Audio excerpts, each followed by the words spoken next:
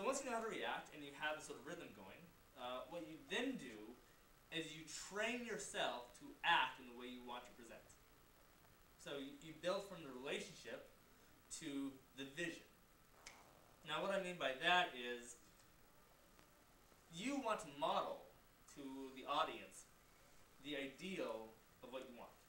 So if, for instance, I want to talk about how to go to my local politician, or how to go on a march, or how to think about a topic, I will model it for you. That's what effective teachers do as well. And by modeling, I'm simply showing you precisely how I do it. And I do that with body language, do it with your words. But without the model, people won't know how to do it by themselves. They will continue to rely on you as a speaker. I mean, think of it this way. When you go to a classroom, you go to a teacher, you want to learn from the teacher. But you also want to learn knowledge. You don't want to rely entirely on the teacher for the knowledge. You want to be independent. So public speakers make you independent. They develop the relationship, then they translate the relationship into your own self-sustaining abilities. So, by modeling, I'm saying you have to learn how to establish a rhythm. And this is what I'm doing. You have to learn how to speak in a way that people can understand.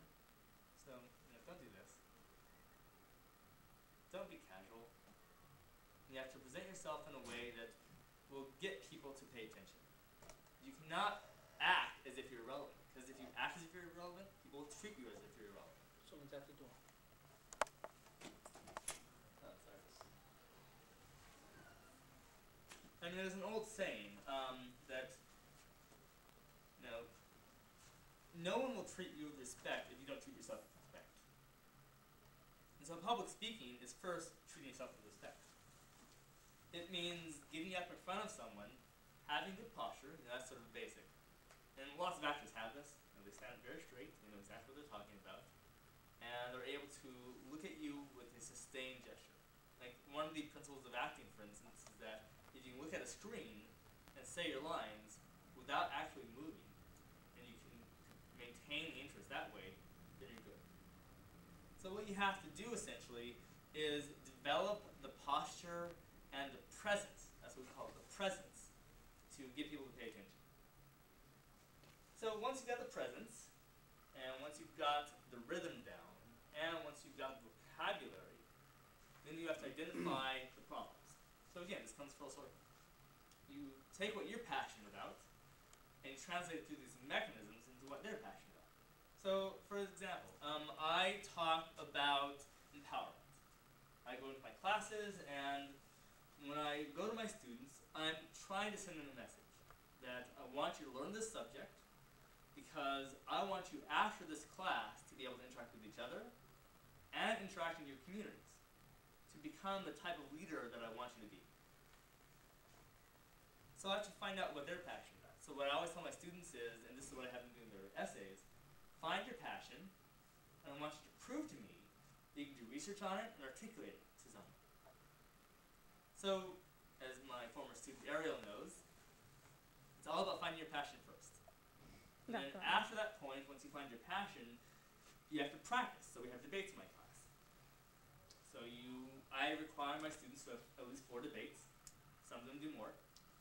And through the debates, they're practicing their rhythm, they're practicing their articulation, they're practicing their response to the class and to each other. And so you get into this habit of instantly reacting to each other. Then once you have that, you should have enough skills to go out and do it yourself. See, you don't really, some people learn how to do it all on their own. Most people require guidance. So one of the best ways to learn public speaking is to watch how people do it. And then after that, to come up and practice it. So for example, I'm going to stop in about 10 minutes, and I will ask those of you in the room to come up and practice. And all I'm really asking you to do is to find what you care about, build an outline in your head,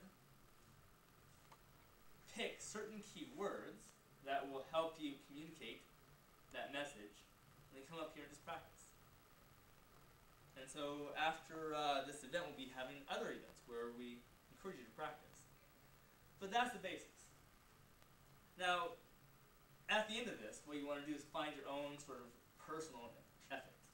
So, for example, in my classes, at the end of the class, I personalize myself to the students. I tell them about my wife, my family. I connect my story with the themes I'm teaching.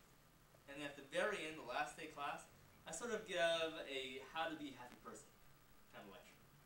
It starts off with healthcare, how to eat healthily, how to avoid the doctor. Then it goes into building wealth.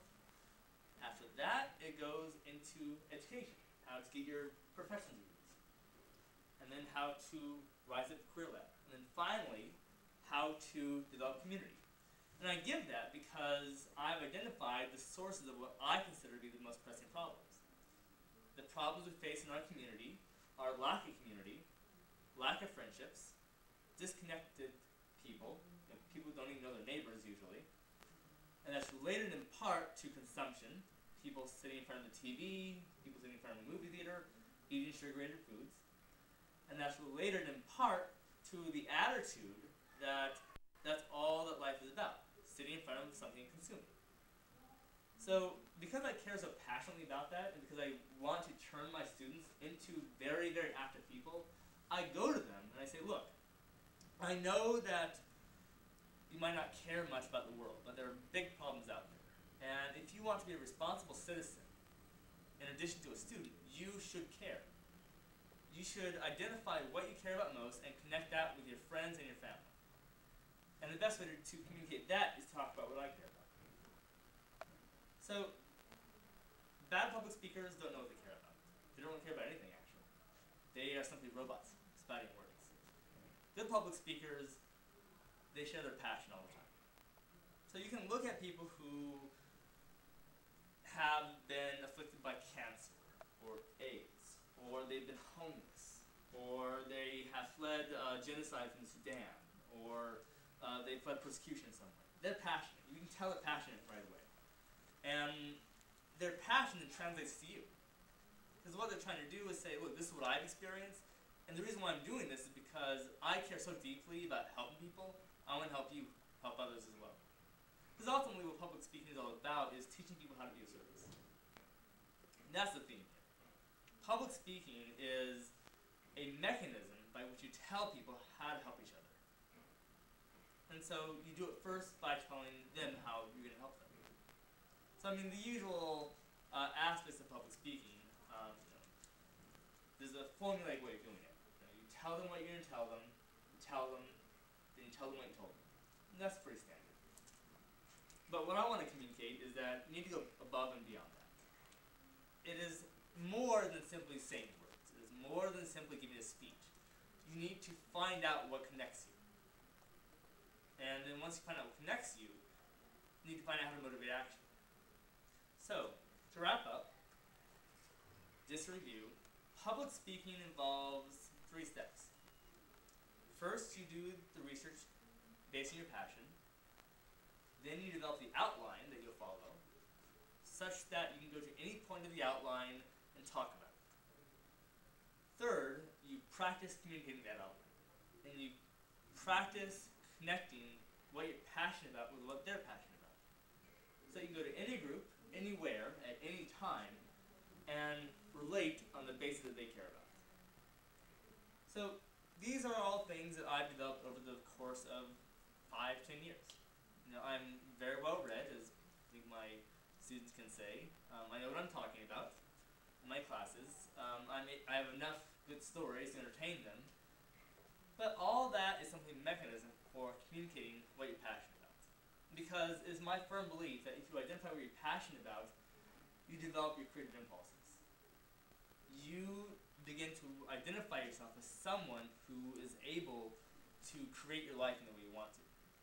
And then share your creative passion with other people. Because that's what this is all about. Creating what you want. Because I firmly believe that if you create what you want, you're a truly happy person.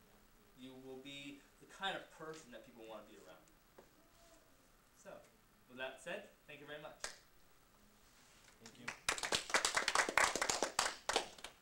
So, how was that?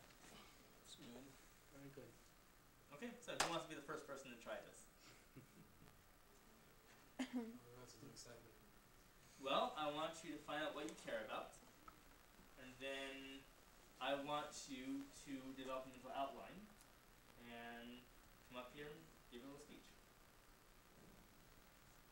So, Well, some people already know what they care about. What do you care about?